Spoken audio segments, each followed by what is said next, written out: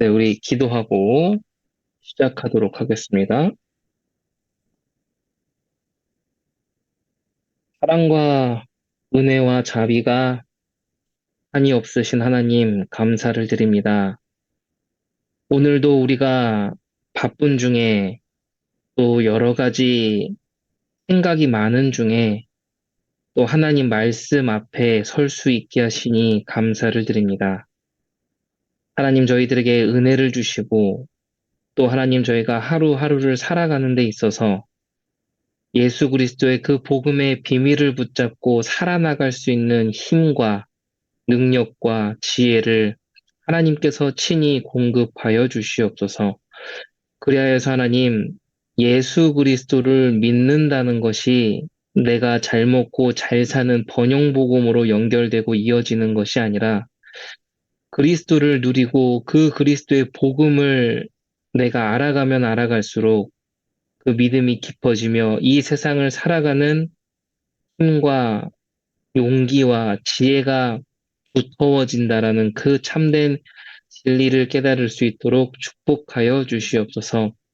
그래서 하나님, 저희가 눈에 보이지만 또 눈에 보이지 않는 것들도 있고, 하나님, 많은 그 비밀들 속에서 또 이해할 수 없는 여러 가지 속에서 모든 것을 넘어설 수 있는, 그리고 모든 것을 주님의 손을 붙잡고 나아갈 수 있는 힘과 용기와 지혜를 허락하여 주시옵소서. 오늘 또 하나님 그리스도에 대해 우리가 알아갑니다. 이 시간이 귀한 시간, 가치 있는 시간, 행복한 시간이 되게 하시고, 말씀을 들으면서 우리들의 심령에 힘을 얻고 용기를 얻는 귀한 시간 될 수 있도록 축복하여 주시옵소서. 살아계신 예수 그리스도 이름으로 기도합니다. 아멘. 네, 우리 함께 오늘, 웨스트민스터 소요리 문답, 어, 예, 공부 시간을 또 진행을 하도록 하겠습니다. 오늘은 24번, 25번, 26번 질문을 토대로 지난주에 했고 또 저희가 하이델베르크에서도 지금 이제 그리스도의 직무 이런 부분들이 지금 참 감사하게도 내용들이 지금 이제 이렇게 그래도 이렇게 많이 맞물려서 나가고 있다 보니까 이렇게 주일 오전 예배 또 오후 예배 또 이 목요일 날 진행하는 웨스트민스터 소유리 문답 클래스를 통해서 꾸준히 그냥 이렇게 듣고만 계셔도 우리가 그동안 잘못 알았던 그리고 이해하지 못했던 그리고 또 우리가 너무도 얕게 알고 조금 비껴나가서 이해하고 있었던 오해죠 이해가 아니라 그런 부분들에 대한 어떤 비밀들을 좀 이렇게 복음의 비밀들을 다시 한번 그대로 이렇게 배워나가고 알아나가는 시간이 어, 될 것임을 또 확신하고 또 그렇게 기도하며 또 우리 나아가겠습니다. 오늘 우리 그리스도의 직무에 대해서 함께 보도록 하겠습니다. 그리스도의 직무입니다. 질문 24번, 25번, 26번 있죠. 먼저 이 부분에 대해서 한번 또 천천히 읽어보고 또 우리가 또 이렇게 또 함께 나누겠습니다. 24번은 이렇게 되어 있습니다. 그리스도께서 선지자의 직무를 어떻게 수행하십니까? 그리스도께서는 우리를 구원하시려는 하나님의 뜻을 말씀과 성령으로 계시하심으로써 선지자의 직무를 수행하십니다. 질문 25번은 이렇게 써 있죠. 그리스도께서 제사장의 직무를 어떻게 수행하십니까? 그리스도께서는 단번에 자신을 희생제물로 드려 하나님의 공의를 만족시키시고 우리를 하나님과 화목하게 하셨으며 우리를 위해 항상 간구하심으로써 제사장의 직무를 수행하십니다. 질문 26번은 이렇게 써 있습니다. 그리스도께서 왕의 직무를 어떻게 수행하십니까?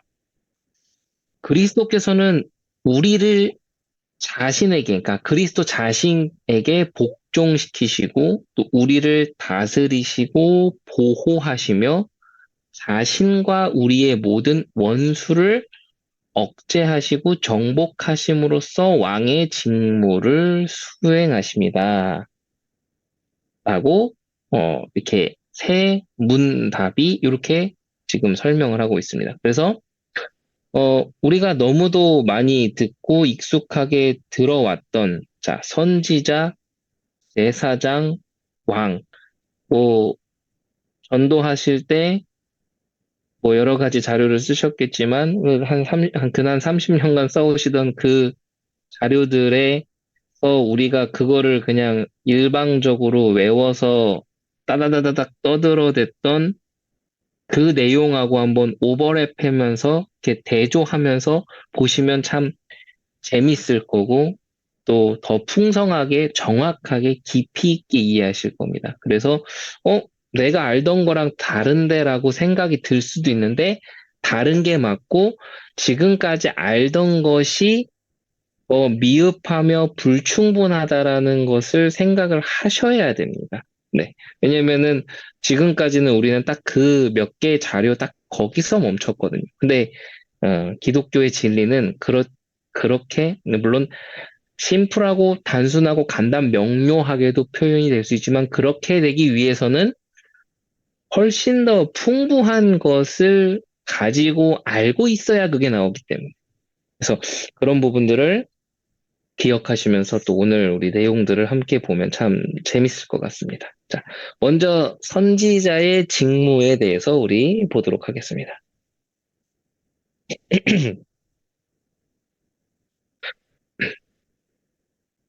그리스도께서는 선지자로서 우리의 구원을 위해 하나님의 뜻을 우리에게 나타내십니다.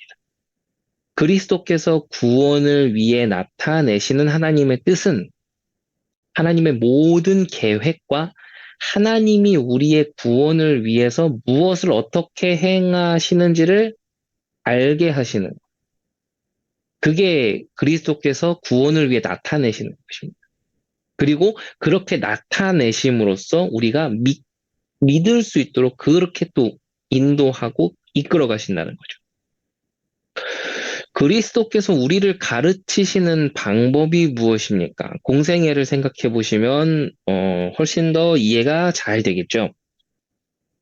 외적으로는 자신의 말씀으로 가르치시는 것이고요. 내적으로는 성령으로 거룩한 비밀을 가르치시는 겁니다. 성령을 통해서 거룩한 비밀을 가르치신다라는 거죠. 그래서 우리의 구원에 필요한 모든 것을 알게 하십니다.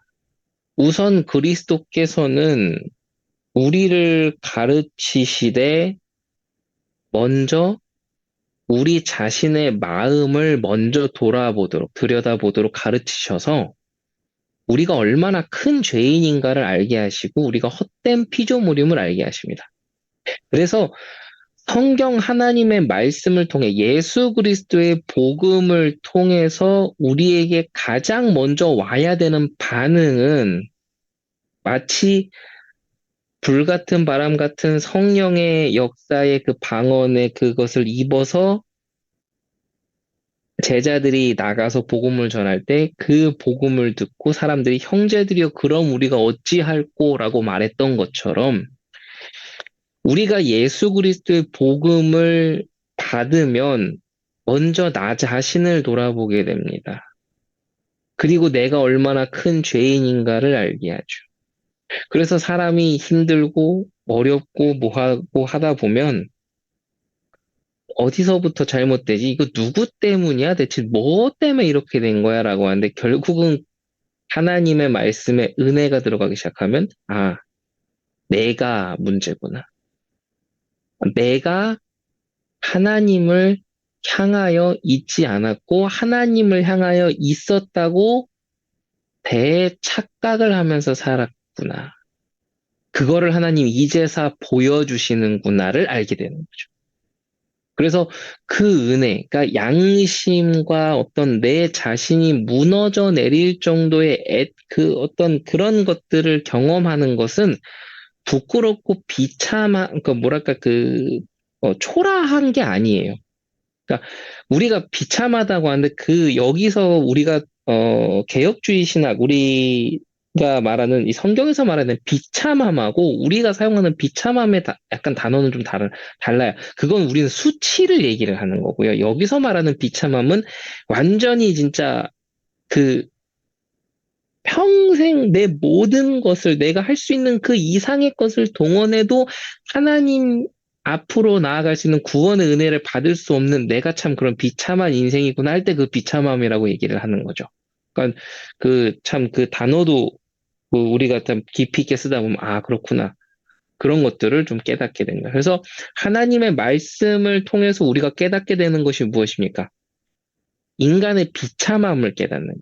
그러고 내 인생의 초라함, 참 부끄러움 이런 것들을 같이 깨닫게 되는 거죠. 근데 이제 사람들은 또 거기서 또 파생돼서 오해를 합니다. 또 나한테 포커스를 맞춰요. 그게 아니에요. 내 삶이 이렇게 이게 아니고 하나님의 은혜의 그 말씀을 붙잡지 않음으로 모든 것이 왔구나를 깨닫는 게 중요하다는 거죠. 그거를 우리는 이 말씀을 통해 기억해야 되는 겁니다. 자, 그래서 계속 보면 보이지 않는 것의 탁월성을 깨닫게 하신다라는 거. 이런 건 참 보이지 않고 하나님의 은혜로 깨달을 수밖에 없는 거죠. 그리스도께서는 우리로 하여금 영원한 영광의 그 중한 것을 알게 하신다. 자, 그리스도의 이 가르치시는 직무의 탁월성을 좀 보겠습니다. 그리스도께서 가르치시는 것은 사람이 가르치는 것과는 다르죠. 사람은 단지 귀에다가 가르칠 뿐이지만 그리스도께서는 마음에 그 진리의 빛을 비추어서 영적 각성이 일어나게 하셔서 가르치시는 겁니다. 그래서 우리는 이번 고난주간 또 부활주일 또 말씀을 통해서 본 것이 뭡니까? 잠깐 언급되고 나갔지만 엠마오로 가던 그 두 제자, 성경에 대해서 그냥 귀로만 들어 알고 있던 그 제자들에게 예수님이 부활하시고 동행하시면서 말씀을 풀어서 진리의 빛을 비추어서 그들에게 이 말씀을 설명하니 그 은혜가 임하니 어떻게 됩니까? 그들의 눈이 열리고 영적 각성이 일어나서 마음이 뜨거워짐. 우리는 이거를 은혜를 누려야 되는 거죠. 그래서 여기서는 말씀을 음미할 수 있도록 하시는데 이것은 그냥 우리가 단순히 음식을 제공해서 그것을 맛본다라는 그 차원이랑은 다르다 이런 얘기를 하고 있습니다. 그리스도께서는 우리로 순종하도록 가르치십니다. 그래서 말씀의 순종, 죄는 말씀의 불순종이에요. 죄는 하나님에 대한 불순종이 죄입니다. 그러면 우리는 불순종 가운데 있는 참 죄성을 가진 그런 참 악한 존재들인 거죠. 그거를 깨닫게 하시는 겁니다. 그래서 우리는 순종하도록 가르치시고 또 이것이 하나님의 은혜가 임하면 쉽게 가르쳐지는 것과 같은 이런 은혜를 받으면 진리를 발견하는 일이 어렵지 않게 된다라는 거죠. 한국교회에 토마스 선교사가 쪽복음이라고 하죠. 그러니까는 완전한 성경의 66권 복음을 번역된 성경을 가지고 온 게 아니라 마태복음, 마가복음, 요한복음 이런 식으로 딱 그 복음서만 번역된 그거를 쪽복음이라고 하는데 그거를 들고 들어왔다가 이제 갑자기 이름은 생각이 안 나는데 이 사형수한테 전달하고 이렇게 그 종이니까 좋으니까 벽지에 이제 발라놨는데 그렇게 보니까 한글이니까는 이거를 읽다 보니까 이게 뭐 보통 말이 아니에요. 그래서 그걸 읽다가 이 책 어딨지 하고서는 그 책을 찾아 읽다가 회심해서 조선의 첫 장로가 되고 이런 일들이 벌어지는 거죠. 이렇게 하나님의 은혜의 진리의 빛이 비추어지면은 말씀을 통해서 영적 각성이 일어나게 된다라는 거. 자, 한편으로 그리스도께서 가르치실 때 사람을 통해서 기꺼이 배우게 하신다라는 거죠. 그래서 그들이 하나님의 말씀에 대해서 찬양하도록 만드시고 그 안에서 행하도록 만드십니다. 그래서 정말 정확하게 성경대로 선포되어지는 예수 그리스도의 복음은 그 말씀을 듣고 하나님을 찬양하고 하나님의 말씀대로 삶을 살아내도록 하는 거지, 사람의 대단하게 보여지게끔 하는 게 아니에요. 뭐 누가 막 뭐 임직식 때 뭐 누가 막 왔다고 뭐 그냥 줄 서서 막 무슨 연예인 찍듯이 사진 찍고 그렇게 하는 게 아니라는 거죠. 팬심이 과하면 교주가 되는 겁니다. 그거 조심해야 돼요. 참, 근데 한국교회 그런 부분들이 참 많죠. 우리도 조심을 해야 되는 그런 부분들이기도 하고요. 다시 돌아와서 그리스도께서는 우리가 영적으로 각성되도록 가르치실 뿐만 아니라 영적으로 살아 생동감 있게 가르치신다라는 것. 제사장의 직무입니다. 제사장의 직무는 사람을 위해서 하나님께 희생의 제사를 드리는 걸 맞죠. 그리고 사람을 위해 하나님께 간구하는 일을 맡고 있죠.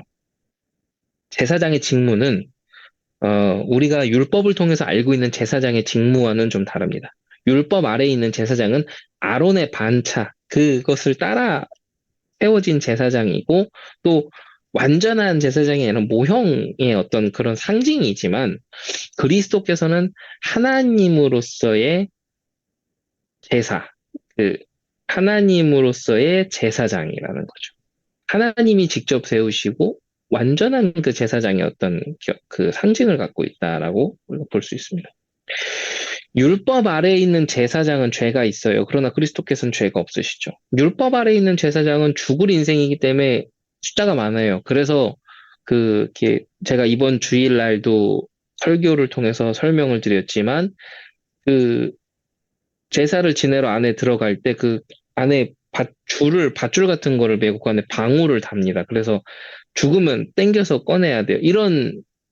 그렇게 숫자가 많지만 그리스도께서는 단번에, 그리고 유일한 제사장이시며 영원히 계속적으로 거하신다. 그리스도께서는 변하지 않으신다. 라고 써 있습니다.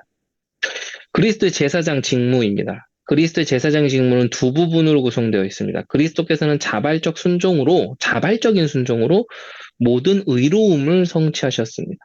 그리스도께서는 율법에서 요구하는 모든 것을 행하셨으며 다 이루었다 이러시죠.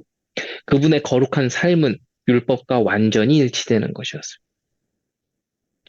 그리고 그리스도의 수동적 순종은, 자발적 순종 같은 말이에요. 수동적 순종은 우리의 모든 죄를 그분 그리스도께 전가해서 그에 대한 심판을 받으신 것입니다.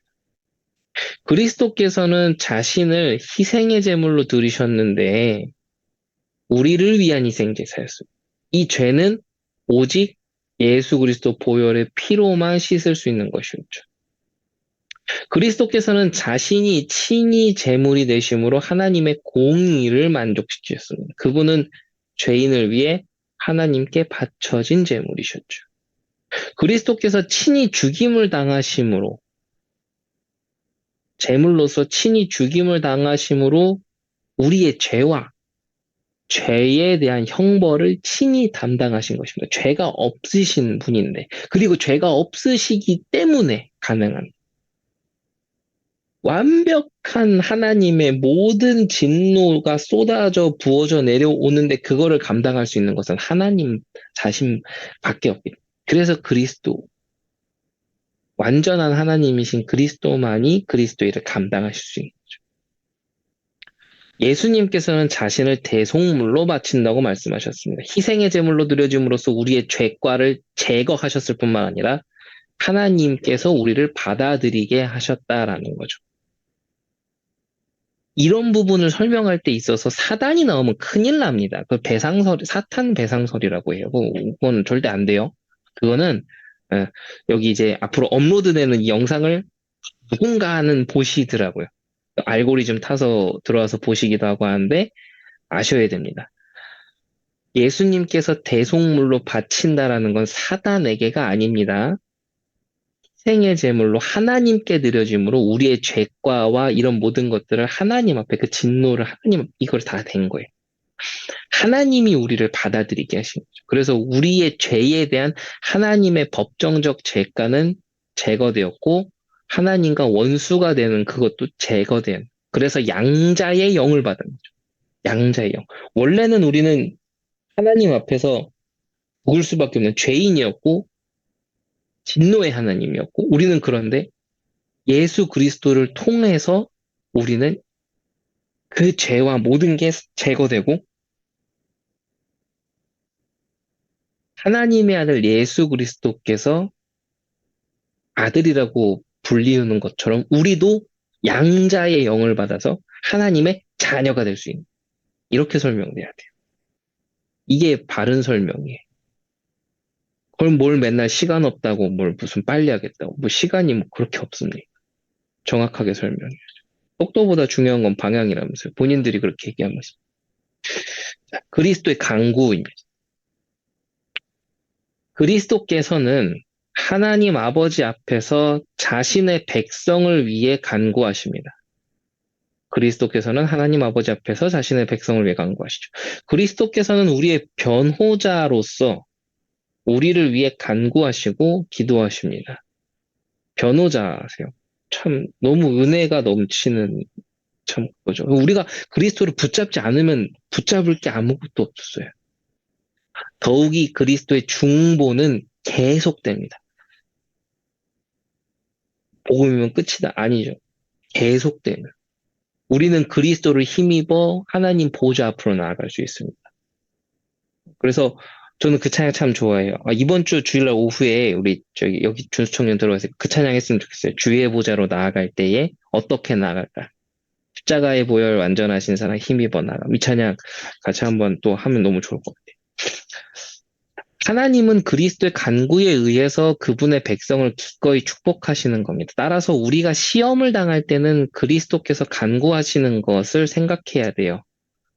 그리스도의 중보는 그리스도인에게 상당한 위로를 줍니다. 우리를 변호하시고 우리 곁에 서 계시고 우리를 위해서 친히 간구하시고 이 중보, 이거는 우리에게 상당한 위로를 준다는 거죠. 왕이신 그리스도. 그리스도께서 왕이 되신 것은 성부 하나님께서 정하셨기 때문에 하나님은 그리스도의 법적 직무로 그분을 왕으로 세우셨어요. 그리스도께서는 모든 권세를 가지고 계시며 무한한 능력으로 다스리시고 있는 겁니다. 그리스도께서 왕이 되시는 것은 자신의 백성을 통치하신다, 다스리신다라는 거죠. 그래서 하나님 나라라는 개념에 있어서 중요한 건 다스림, 통치예요. 하나님 나라가 임한다라는 거는 나에게 하나님 나라가 임한다는 건 내가 하나님의 다스림과 통치하심 속에 순종하며 그 따라간다라는 뜻. 우리 지역의 하나님 나라가 뭐 우리 교회 하나님 다 그런 의미예요. 무슨 영토의 개념이 아니에요. 우리 교회는 하나님 나라인데 저쪽 바깥에 저기 경계 밖으로는 하나님 나라가 아니야. 그런 걸로 설명하기는 조금 어, 좀 거시기해요. 이 표현 맞는 것 같아요. 좀 거시기, 좀 애매해요. 다스림의 개념이에요. 뭐 맞을 수도 있는데 그 다스림이라는 걸 좀 잘 생각하게 해야 되는 거. 자꾸 이렇게 나누려고 하는데 그러면 안 되고 다스림, 통치 이런 걸 생각해야 됩니다. 그리스도께서는 자신의 백성의 마음을 지배하시고 우리의 의지, 우리의 정서를 다스리시고 양심을 주관하십니다. 그래서 하나님의 나라가 임하고 나에게 하나님의 임재, 그 은혜가 임하면 어떻게 됩니까? 전인격적으로 바뀐다라는 거죠. 전인격적으로. 우리는 이거를 1분 1초도 빼먹지 않고 사실은 날마다 경험을 해야 됩니다. 그러지 않고서는 우리는 여기서 아멘하고 바로 한 발짝 돌아서서 또 옛날로 돌아가고 자꾸 이러죠. 애통한 거죠. 이거는 복음의 뿌리를 못 내렸다라고 하면서 질타할 문제가 아니고요. 본래 인간의 죄성이 그래요. 그래서 우리는 늘 하나님의 긍휼하심을 구해야 되는. 그리고 그리스도께서는 그리스도와 자신의 백성의 원수들에 대해서도 왕의 직무를 행하십니다. 이걸 기억해야 됩니다. 여기서 원수들이라고 하니까는 우리는 자꾸 사단만 생각하는데 아니에요. 세상, 사탄, 죄라는 거죠. 그런 부분을 이제 이번 주 하이델베르크 때 또 우리가 좀 더 구체적으로 나눌 텐데, 예, 그런 것들을 기억을 하셔야 됩니다. 자신의 백성을 위한 왕이신 그리스도. 첫째로 그리스도께서는 자신의 백성에게 왕의 직무를 수행하십니다. 그리스도와 하나님께 원수되었던 자들을 부르셔서 자신의 백성으로 만드시는 것이기 때문에 그 백성을 자신에게 먼저 복종시키신다라는 거죠. 그리스도께서 자신의 백성으로 세우기 위해 이 복종시키는 일은 성령을 통해 이루어지는데 어떻게 이루어집니까? 우리가 하나님의 말씀과 성령의 은혜를 받으면 죄와 하나님의 심판 아래에 있는 존재라는 걸 깨닫게 하셔서 오직 죄와 용서를 위해 그리스도를 찾아가도록 만드심으로 굴복시키는. 그래서요, 예수 그리스도의 복음을 통한 복음 전도에서 그 복음의 은혜가 임한 상대방에게 가장 먼저 느껴지고 보여야 될 것은 사단에게 꽁꽁 묶여있는 밧줄의 내가 아니고요. 하나님의 진노 앞에 서 있는 벌벌 떨어야 되는 내가 보여야 되는 거예요. 그러면 우리 지금까지 전도할 때, 복음 전할 때 상당히 오류를 범한 게 많다라는 거죠. 근데 예수 믿었다. 은혜예요, 은혜. 진짜 은혜. 둘째로 그리스도께서는 자신의 백성을 다스리시면서 왕의 직무를 수행하십니다. 그리스도께서는 율법으로 다스리시는데 성령을 보내셔서 그 마음속에 율법을 기록하시고 이런데 율법이 필요 없나요? 율법 폐기론자도 이단이에요. 자, 다시요. 성령을 보내셔 그들의 마음속에 율법을 기록하시고 또한 순종할 수 있도록 능력과 의지를 주신다는 거죠. 자, 셋째로 왕이신 그리스도의 하시는 일 셋째. 그리스도께서는 자신의 백성을 왕으로서 보호하십니다. 그리스도께서는 자신의 교회를 보존하시며 이리대로 자신의 양들을 보호하십니다. 그리스도께서는 왕으로서 자신에게 상을 내리시는 것이죠. 다시요. 그리스도께서는 왕으로서 자신의 백성에게 상을 내리시는 겁니다.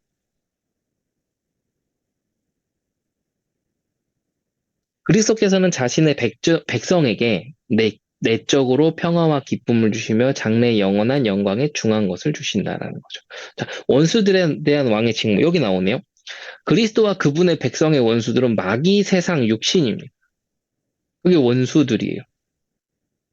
그리스도께서는 원수들이 그분의 백성에게 하나님 나라의 백성에게 관여하지 못하도록 억제하고 제한하고 묶어서 제어하신다라는 거죠. 그걸 결박이란다. 거기서 그리스도께서는 원수들의 능력을 제거하시고 그들이 자신의 백성을 통치하지 못하게 하십니다. 그래서 네. 그리스도께서는 그들의 계략을 의미 없게 그 위력이 없게 만드시고 패하심으로 정복하시는 거죠. 그러면서 여기 보세요. 자신의 백성이 낮아지며 보다 열정적인 기도를 드리고 그들 스스로 매우 약해지며 원수들이 보다 강력하게 일어날 때 그리스도께서는 왕으로 특별히 자신의 백성을 건지신다라는 거죠. 그래서 우리가 이 삶을 살아가면서 가장 중요하게 생각해야 되는 거는 많은 단어들을 무슨 남녀호랭개교처럼 무슨 어느 뭐 집단들처럼 중얼중얼 외우는 게 지금 중요한 게 아니고요. 하나님과 일상을 살아가면서 그 하나님이 주시는 그 말씀의 은혜들을 가지고 내 앞에 놓여져 있는 삶을 살아내는 것이 중요합니다. 그런 이들에게는 삶이 구체적이고요. 삶의 거품이 빠지기 시작하고요. 삶에 대해 뚱그럼 잡는 것이 사라지고 현실을 마주하게 되면 그 현실 속에서 정말 내가 하나님의 말씀 붙잡고 담대하게 돌파해 나가며 깨닫고 성숙해야 될 게 무엇인가를 보게 되는 겁니다. 당장은 힘들죠. 어려운 일이 많습니다. 여러 가지 삶에서 참 많아요. 이렇게 저도 이렇게 뭐랄까요, 다른 청년들, 이렇게 저희 교회 외에 또 많은 청년들, 요즘 이제 또 제가 합동으로 가입을 하게 되면서 다시 연락을 하며 이렇게 소통하는 이렇게 우리 청년들이나 친구들 또 동기 우리 목사님들하고 얘기하다 보면 그 누구도 삶이 평탄대로 이렇게 막 좋고 막 의리의리한 사람 없어요. 그건 우리나라 평균이 아니에요. 특별한 거죠. 근데 우린 자꾸 특별치에다가 자꾸 놓고 하는데 중요한 건 뭡니까? 예수 그리스도와 함께 손잡고 나아가며 살아내야 된다라는 거죠. 그게 이번 주 우리 또 에베소서에서 또 중요하게 볼 내용들인데 이런 부분들을 지금 이렇게 우리가 깨달아야 되는 부분들이라고 볼 수 있습니다. 우리가 좀 더 추가적으로 좀 더 보자면요. 웨스트민스터 대요리 문답이 있어요. 대요리 문답. 그러니까 대요리 문답은 성인들을 위해서 만들어진 문답의 내용들이고 소요리 문답은 어린아이들과 학교, 주일학교, 가정에서 아이들을 위해 교육하도록 만든 게 이제 웨스트민스터 소요리 문답, 대요리 문답이에요. 1648년에 완성이 되었죠. 그리스도의 직무에 대해서 이렇게 딱딱딱 정리가 되어 있길래 좀 가져왔습니다. 이거를 마지막으로 읽고 우리 마치려고 합니다. 43문이죠. 대요리 문답 43문에 그리스도께서는 어떻게 선지자의 직분을 행하십니까? 라고 써 있습니다. 그리스도께서는 자신의 성령과 말씀으로 말미암아 그들의 덕을 세움과 구원에 관하여 모든 것 안에서 하나님의 전체적인 뜻을 모든 시대의 교회에 다양한 방식으로 계시하심으로 선지자의 직분을 행하십니다라고 써 있습니다. 네. 성령과 말씀을 통해서 하나님 나라의 백성들에게 덕을 세우는 것과 또 구원에 관하여 이 모든 것 합력하여 선을 이루는 그 모든 것 안에서 이 하나님의 전체적인 뜻을 이 어떤 시대를 막론하고 모든 시대의 교회에 다양한 방식으로 계시하심으로 선지자의 직분을 행하신다라는 거죠. 그래서 이 말씀을 보시는 우리 성도님들께서는 그 한 번쯤은 네이버에다가만 쳐도 충분히 잘 나오거든요. 그 세대주의라고 한번 검색해 보세요. 세대주의. 그 이단이거든요. 세대주의. 근데 우리도 가만 그거 보다 보면 이런 사상들이 많이 녹아들어져 있는데 그 세대주의를 읽고 지금 여기 있는 이 선지자의 직분 이걸 다시 읽으면은 이게 맞는 거고 이게 표준이구나라는 걸 깨닫게 됩니다. 44분입니다. 44문. 그리스도께서는 어떻게 제사장의 직분을 행하십니까? 그리스도께서는 자기 백성의 죄에 대한 화목제가 되어서 하나님에게 흠없는 제물로 자기 자신을 단번에 드리심으로 그리고 그들을 위해 끊임없이 중보하심으로 제사장의 직분을 행하십니다라고 써있죠. 참 새가족 교육이나 새가족들이 오셨으면 이런 거를 교육해야 되는데 대체 뭘 교육하는지 참 돌아보면 참 너무 안타깝고 회개가 많이 돼요. 45문입니다. 그리스도께서는 어떻게 왕의 직분을 행하십니까? 그리스도께서는 한 백성을 세상에서 자기 자신에게로 불러내어서 유형적으로 보이는 것으로 그들을 통치하는 직분자, 계명, 징벌 이런 것들을 주심으로 깨닫게 하시고 또 그분이 택하신 자들에게 구원의 은총을 수여하셔서 이들이 하나님의 말씀을 따르는 그 순종에 대해서 포상하시고 또 그들이 범죄할 때는 교정하시며 모든 유혹과 고난에서 그들을 보존하시고 지원하시며 그들의 모든 적을 억제하시고 정복하시며 나아가 자기 자신의 영광과 그들의 유익을 위하여 만물을 능력 있게 정리하심으로 또한 하나님을 알지 못하고 복음에 불순종하는 나머지에게 복수하심으로 왕의 직분을 행하신다라는 것이죠. 그래서 이 부분들을 읽고 나서 욥기를 기억해야 됩니다. 지금은 초라하고 작고 부족하고 연약하고 그런 게 많지만 그가 나를 단련하신 후에 정금, 순금과 같이 나오겠다라는 것들은 내가 금덩어리가 된다라는 얘기가 아니라 불순물이 없는 순수하고 온전한 믿음으로 나아갈 수 있게 된다라는 걸 얘기하는. 우리는 그 은혜를 사모하며 나아가야 되고 참 그러려고 하다 보니까 우리는 그래서 에베소서를 통해서도 얘기하죠. 하나됨. 너무 중요합니다. 하나됨. 서로 붙들고 기도하고 서로 이렇게 함께 나아가야 되는.